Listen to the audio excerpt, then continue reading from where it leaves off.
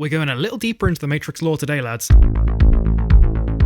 So most people watch The Matrix Reloaded, The Matrix Revolutions, and they conclude that the Oracle's prophecy was completely bloody false. Remember, Morpheus' whole world gets turned upside down when he learned that the Matrix is actually the 6th version, and the prophecy was just another system of control, as Neo tells him.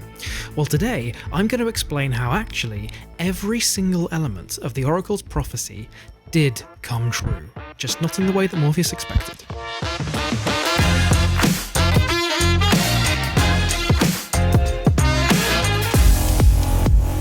When the Matrix was first built, there was a man born inside that had the ability to change what he wanted, to remake the Matrix as he saw fit.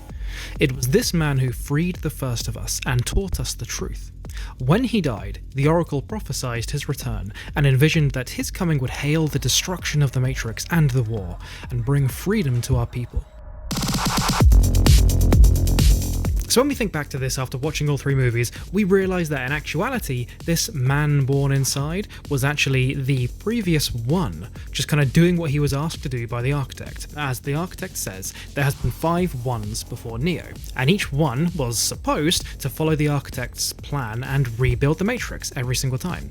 And this happened 5 times. So this guy born inside the Matrix, all it was just the one fulfilling his duties, to continue the cycle. You know, the architect tells him to select 23 humans from the Matrix to rebuild Zion. So when Morpheus says, the first of us, he's actually just referring to the first 23 people who helped build Zion in that cycle. Remember, the cycle is every 100 years, so this was 100 years ago that this happened. And of course, Morpheus doesn't know that because he wasn't there firsthand. In 100 years, there would be 3 or 4 generations by that point. So that's why the prophecy is so cloudy in the first place, because it gets reset every 100 years. So therefore, the machines, or the Oracle, can afford to be a bit vague, because no one's ever going to prove her wrong. So let's break the prophecy down into bite-sized chunks, so I can show you exactly how the Oracle's entire prophecy does come true, just not in the way that Morpheus expected. So number 1, the return of the one who was able to remake the Matrix as he saw fit. So the original meaning is that the 5 previous ones all chose the correct door from the architect's room, which gave them extra abilities. They would then have gone through the door to either a special kind of control room where they build the new Matrix line by line, code by code, or maybe inside a big empty space, like the construct, you know, that big white space, and just create things around them like a god. You know, they go, okay, I'll have a building here, we can have a kind of weather system here, we'll have the sea there, we'll have an underground system, whatever. Just like they're designing a model village or something. Neo cannot do that. It looks like Neo isn't the one. So, according to this, the prophecy didn't come true. But it is true, he is the one who could have remade the Matrix as he saw fit. So Neo chose the wrong door, as the architect says, and after this he gains the ability to stop sentinels with his mind. He gains the ability to connect to the machine city, even see the power lines, see the strange yellow code that's all around him. If you want to find out more about exactly how Neo can communicate with the sentinels and destroy them with his mind, click in the top right corner right now. Now there is evidence that Neo's code was altered after leaving the architect's office and gaining these abilities, because Link says he does not recognize Neo's code. In The Matrix 3, he says that Neo's code looks different. So in that sense, this sentence of the prophecy is true. The next part, it was this man who freed the first of us and taught us the truth. So the original meaning here is that the original man had the power to free minds because of a kind of weakness in the machine's code. You know, like maybe the very first guy to self-substantiate, he woke up from the Matrix and then was able to free others because he exploited something in the coding of the Matrix from the real world. He then taught those freed humans that their lives are a simulation. But up until the end of the Matrix Revolutions, when Neo brokers a truce between machines and humans, no human was ever truly free. Every freed mind, or red pill, simply enters into a new form of control in Zion, because Zion's existence is also part of the machine's long-running plan. So you might go, oh okay, so the prophecy doesn't actually happen because, you know, this guy wasn't able to free anybody and teach anybody the truth. But no, it is true, because Neo eventually becomes the first human to truly free humans when he brokers a truce at the end of the Matrix Revolutions.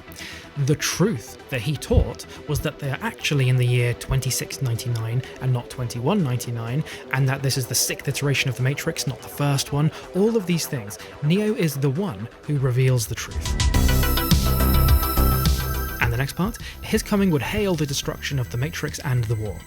So the original meaning here is that this new man is the humans' only hope to destroy the Matrix. They're chains that tie the humans down. So what that means is when the One comes along, he is simply signalling the destruction of the Matrix, not that it definitely will happen. Which leads me on to how it does become true. So Neo kills Agent Smith at the end of the Matrix, we know this, right? So then Neo indirectly hailed the Smith virus. That is the thing that nearly destroyed the Matrix. It's the virus. That's the thing that made the machines be forced to work with Neo.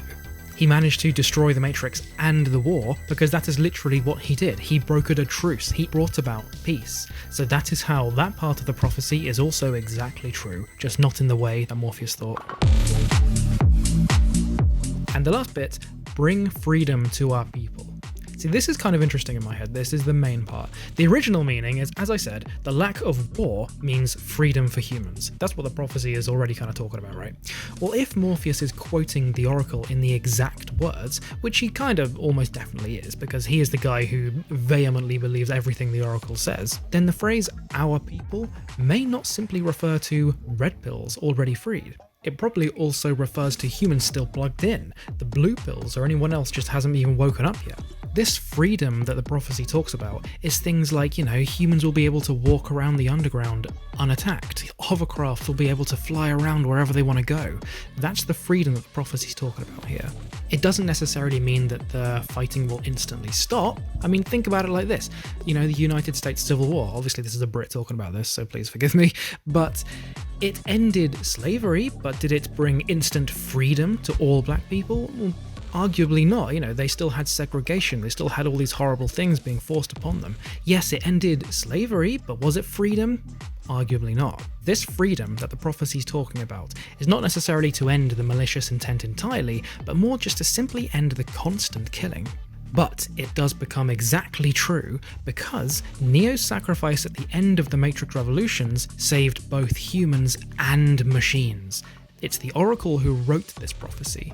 So who is she referring to when she says "our people"? She might be referring to machines and programs. The Oracle created this prophecy to trick Morpheus into raising the One, who then told him that the prophecy was fake, but who then did exactly what she wanted to prove the prophecy was true all along. Thank you for watching that, everybody. If it was a help to you and you really liked learning about the Matrix lore, then please subscribe to Jam Punch and I'll be releasing a brand new Matrix Explained video every single week. My name is George, this is Jam Punch, and I'll see you next time.